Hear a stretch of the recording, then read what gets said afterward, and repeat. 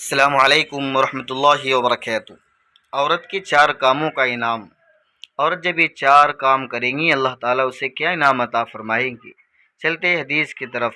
پیارا آقا جناب محمد رسول اللہ صلی اللہ علیہ وسلم نے فرمایا، اذا صلت المرأة خمسها وصامت شهرها وحفظت فرجها وأطاعت زوجها قیل لها ادخلی الجنة من ای الابواب شئت۔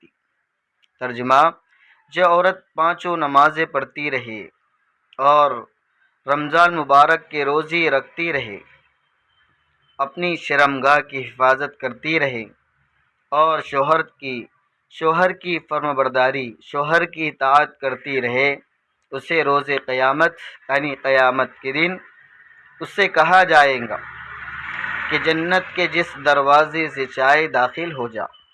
یہ انعام ہے عورت کے 4 کام کرنے پر۔ اللہ اختیار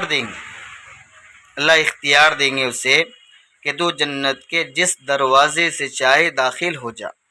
وہ کب ہے؟ جب عورت یہ 5 کام کریں گی۔ لازم ہے کہ ہم 5 کام کرنے والے بنیں۔